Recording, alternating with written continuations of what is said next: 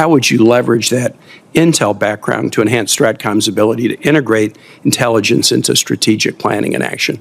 Why strike rather than interdict? We have not been given answers to those questions. And that's where I would say, be a pretty important aspect where my background is helpful as I contemplate. One last question. I asked you about intelligence, so now I'm going to ask you about artificial intelligence. In the still halls of power, a senator rose, not with anger, but with ache. He spoke of doors closed in the Pentagon's walls, of whispers shared with some and silence for others. He reminded them, this committee is not red or blue, but bound by the steel of duty, where soldiers' lives are not partisan tools. He spoke as a father, a watcher of the sky, saying, if we are to guard the nation, we must first guard our trust. Then he turned to Admiral Kell, a man of codes and constellations, asking how the mind of intelligence and the soul of strategy might walk hand in hand. The Admiral answered, calm, deliberate, that knowledge is power, and AI, the new compass of command. Yet always, he vowed, the hand that guides the machine must remain human. So in that quiet chamber, the lesson lingered. Power without fairness is fragile, and wisdom without heart is war's shadow. You are recognized. Thank you, Madam Chair, and Admiral Kell, congratulations on your nomination. I look forward to supporting you, and I enjoyed our visit yesterday. Before I have a question or two for you, I just want to put on the record for my colleagues a deep concern about the news that broke yesterday that the Pentagon was briefing Senate Republican colleagues about actions in the Caribbean, Pacific, and potentially in Venezuela without inviting Democrats to that briefing. That, in my mind, is starting to amount to a troublesome pattern. At the beginning of the year, most of us were denied the opportunity to meet with the nominee for Secretary of Defense before his confirmation hearing.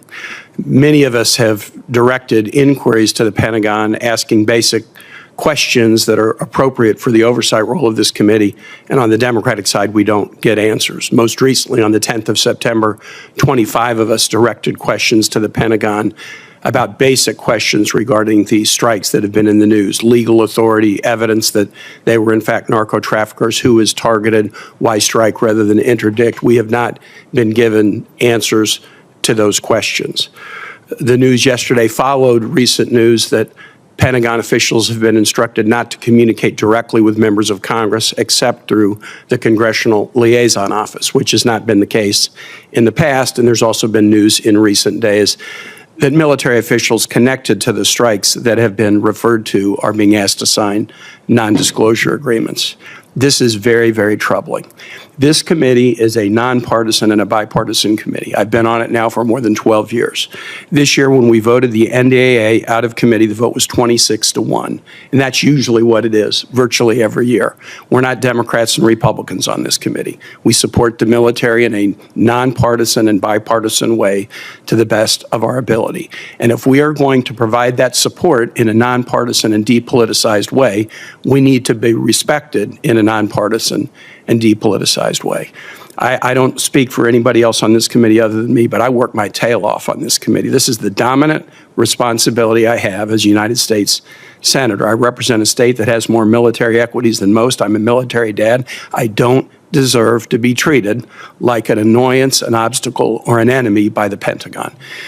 In order to depoliticize the military, and that's what we should be doing, every member of this committee should be treated with equal respect by the Pentagon in terms of answering questions, providing information. And there shouldn't be an easy pass lane for some and an obstacle for others. And I just wanted to state that, and I hope my colleagues will support me in that going forward. I wanted to ask you this, Admiral Kell, that you've had a pretty unique set of experiences before being nominated for this position, and you know the position very well, but in particular, you've had some significant experience on the intel side of our military operation. So given your experience working with the intelligence enterprise, and especially under Title 50 authorities, how would you leverage that intel background to enhance STRATCOM's ability to integrate intelligence into strategic planning and action?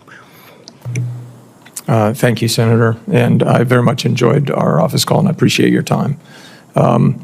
I guess the way I would answer that is to say, just to emphasize the importance of the insights that the intel community provides across our government.